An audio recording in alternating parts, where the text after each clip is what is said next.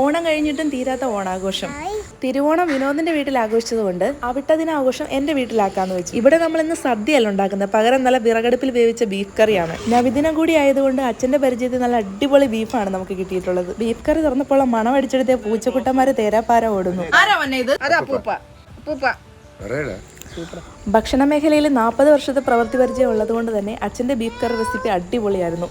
അങ്ങനെ നല്ല ബീഫും കപ്പയും ചോറും ഒക്കെ റെഡി ആയിട്ടുണ്ട്. ചൂട് സഹിക്കാൻ പറ്റാത്തതുകൊണ്ട് നമ്മൾ പുറത്തിരുന്ന് തന്നെയാണ് കഴിക്കുന്നത്. ഞങ്ങൾ ആലപ്പുഴക്കാർക്ക് ഓണാഘോഷം കഴിയണമെങ്കിൽ ഇവിടെ പല ഭാഗങ്ങളിലായിട്ട് നടക്കുന്ന വള്ളംകളികൾ കൂടി കഴിയണം. അതിനിടയ്ക്ക് ബന്ധുക്കളൊക്കെ ചേർന്ന് ഓരോ ദിവസങ്ങളിലായി ഓരോരോ വീടുകളിൽ ഒത്തുകൂടുകയും ചെയ്യും. അങ്ങനെ ചതയ ദിനത്തിൽ എല്ലാവരും കൂടി ഞങ്ങളുടെ വീട്ടിൽ ഒത്തുകൂടിയതാണിത്. നാട്ടിലെത്തിയ മുതൽ ഓണം വെക്കേഷൻ ആയതുകൊണ്ട് ഏമോൾ ഫുൾ ടൈം ചേച്ചിമാരോടൊപ്പം തന്നെയാണ്. പിറ്റേ ദിവസം ഞങ്ങൾ ഒത്തുകൂടിയത് എന്റെ വല്യമ്മച്ചിയുടെ വീട്ടിലാണ്. ചെറുപ്പത്തിൽ നല്ലൊരു ശതമാനം ടൈം വല്യമ്മയോടൊപ്പം ആയതുകൊണ്ട് എനിക്ക് അമ്മയെ പോലെ തന്നെയാണ് വല്യമ്മയും. അവരൊക്കെ കൊടുത്ത ഓണക്കോടിയാണ് ഏമോൾ ഇട്ടിരിക്കുന്നത്. തിരികെ പോരുമ്പോൾ ടെറസിൽ നിന്ന് കുറച്ച് പാഷൻ ഫ്രൂട്ടും പിച്ചെടുത്തിട്ടുണ്ട്.